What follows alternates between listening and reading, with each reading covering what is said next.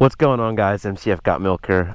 I know it's been 2 weeks since I posted a video. I've just been busy with EMT school and everything, but I'm back, and today we are doing a video on how to ride a motorcycle, which is pretty much the introduction of like how to ride a motorcycle, like what does each thing do, what each lever does, and just pretty much the basics. So without further ado, let's get started. We're gonna get to the extreme basics to the kind of advanced. It's not gonna be that hard of a video to understand, but just stick with me here. So first things first is obviously how to get onto the motorcycle. You always want to get onto the side that it's leaning. So you grab on, one leg over while you grab onto this. So you're doing this, grab, over, sit on it. There you go. It's not moving anywhere as long as the kickstand's down.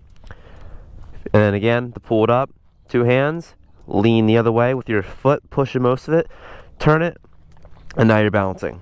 Again, go this way, no kickstand. You're gonna fall. This way, as long as the kickstand's still down, you'll be good. And then another basic on how to get off the motorcycle.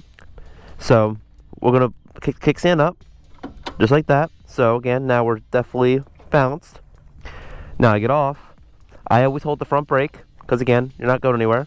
Find the kickstand if you're new. Again, because I can just do it like this when it's down. But kick it down, there's a little lever.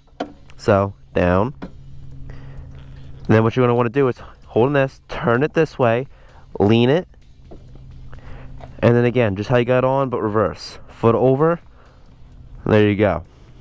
That's how you get on and get off a motorcycle. Again, now we're gonna hop on, pull it up. The key. So, as you can see, there's a lot of words on it. So what they do is, you put it in. I have it on the off position, so it's on off. If I had the handlebars turned towards the kickstand side, and turn it more, it locks the handlebars. So now it's like anti-theft. It can only be on lock the handlebars if it's turned left, because you can't lock it when it's straight or anything like that. So you unlock it, put it in, play with it till it turns off, and there you go. Next position is on, which turns on the bike. Then you can continue, you can push it in and continue pushing, which you're also going to need to have it locked as well. Right here, so now it's locked, but you can control the lights. I don't know if you can see it, but all the lights still work, so you can like lock your motorcycle up if you're on the side of the highway if you have to. And then again, to take it out, make sure it's in, and then you got to play with it a little bit. We'll turn it off. That's how the keys work. So before we turn the motorcycle on, I'm going to show you what each button does. So we're going to lift it up. So self-explanatory. High beams, got your horn, your turn signal. Push it in to turn off, turn left, push it left, to go right, push it right, to be done, push it in. Like most cars, when you turn on the turn signal and you turn the wheel and it turns off automatically, the bike will not turn off automatically. You will actually manually have to push it in. And then you got your hazards here. But again, the lights only work when the bike is on. So you don't have to worry about your battery dying. On this side is your kill switch. So it's off, on, then you're going to be able to start it, but the key's not on right now. So we'll keep it off. Then you got your odometers and all that stuff. You got your modes. You got your reset. Your turn signal arrows. You got your high beams. It'll glow green for neutral. And if there's a problem with the oil temperature, there you go. And FI is if there's something wrong with the bike again. And then that's your gas light starts blinking. This will show your time, your odometer, and your trip A, trip B. So they get into the nitty gritty of it. This handle does nothing. Doesn't turn, doesn't do anything. This is the clutch. You're going to have some play with the clutch because you need it to have some play with it. I got to kind of adjust it because it's a teeny bit loose, but it's not too bad. But this is the clutch to be able to shift gears. On this side is your throttle. This moves. You want to make sure it always shoots back when you're done pulling it. That's your throttle. This is your front brake. So when you're driving, front brake. Most of your stopping will come from the front brake. And then again, key goes in here, which is your fuel tank. If you go down on this side, if you see this little lever right here, I don't know how good you can see it off the GoPro, this is your back brake. You want to be careful not to always have your foot resting on it, because you can have the light illuminating in the back, and then you can burn the light out. And then here are the peg stands for the passenger. I always keep my girlfriend on here, so they're always down, plus if I ever drop the bike, more protection to it. On this side right here is the shifter. This is where you actually go to first, neutral, second, third, fourth, fifth, sixth. And then again, these are my pegs, and then the passenger pegs.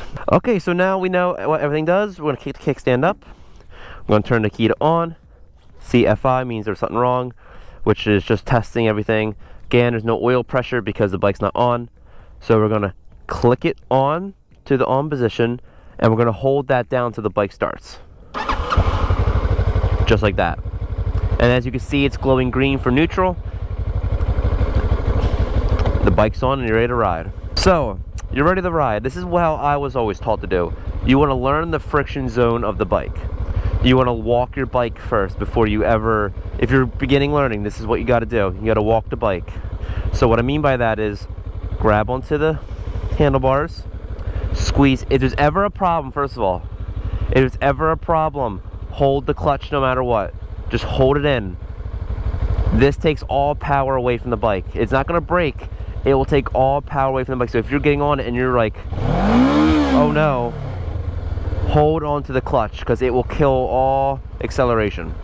But again, I'm in neutral. It's not gonna go anywhere. That's just in case you're in gear. If there's ever a problem, always, always, always hold the clutch in. I'm just warning you now. And again, adjust your mirrors. But here, this is what I want to talk about here, is getting to walk the bike and understanding where the friction zone is. So, hold in the clutch, push down on the lever. Now we're in first gear. If I start letting go of this, the bike's gonna go. Ready? I'm not moving my feet. I'm gonna slowly let go. It's walking. The bike's going on its own. As you can see here, not moving my feet, the bike's going on its own. That's what I meant by walking your bike. Understand where the bike starts moving. Because look, if I let go of it a little bit, still letting go of it, it's slowly starting to move. Now I'm walking it. If I fully let go of it, it's gonna go to about 10 miles an hour. And then again, if you wanna stop, hold in the clutch and brake. If you were just to brake and not hold the clutch in, you're gonna stall your bike out. And if right now, without any acceleration power, like if I just fully let go of the clutch, you're gonna stall the bike out again. So what you wanna do is, again, this is more for advanced right now. Accelerate, let go of the clutch, and you're gonna go. All right, so we're back in our spot. This is what we're gonna do to learn. We're gonna let go of the clutch slowly, and we're gonna walk our bike. We're gonna just walk it, and then we're gonna brake. We're gonna slowly let go. We're gonna walk the bike. Again, go faster. You can throttle it, hold the clutch, and then brake. Make sure you brake with this, because if you're a beginner, it's gonna be kind of hard to hit the back brake. But the one thing that you'll learn about the back brake is, once you get to more of an advanced level, and here I'll go, to be able to maneuver at low speeds, if you hold the back brake, you get more balance. So you can make sharp turns and all that stuff. It's really easy. The only thing is, if you're ever going to turn the bike, look where you want to go. Because if you don't look where you want to go, you'll drop it. I'm gonna look over here, the bike just goes. If I want to make a sharp turn, here I'll turn more, sharp turn, the bike goes where it wants to go, wherever you look. It's not gonna drop. But if you start panicking, you're looking, you're gonna like want to put your foot down and all that stuff, then that's when you start to kind of mess up, and then you kind of look like a noob. But once you get the hang of the balancing and all that stuff, then you should be able to move on to part 2. So real quick, to put it back into neutral, what I always do is I hold the clutch like always, hold the front brake, stomp on it multiple times, make sure you're in first gear, lift it up half a click. Half a click, neutral's on, you can let go of the clutch. So again, I'll show you what happens when you don't lift up half a click, is if you stomp on it, first gear, this bike has a safety feature, so if I lift it all the way up, it's only going to hit neutral. See, all the way up, it's only going to hit neutral. But if I'm moving even a little bit and I try going neutral, did you hear it? It clicked. I'm in second gear. Now you're going to hear it. Hear it going. It's kind of like stalling out on me. And then again, stomp on to get to first. Now I'm in first gear again. But alright guys, that's the basics. That's part 1. I will be making a part 2 on actually how to ride, how to shift, and how to go faster. But I'm not trying to make this video too long for you guys, in case you guys are like right now like watching this video on the bike trying to learn. I'm going to cut it short so you guys can go ahead and keep practicing. And I'll be making a part 2 soon, I promise you. But thank you so much for watching. Make sure you follow my Instagram and Twitter, where I'm more active right now because, again, of college.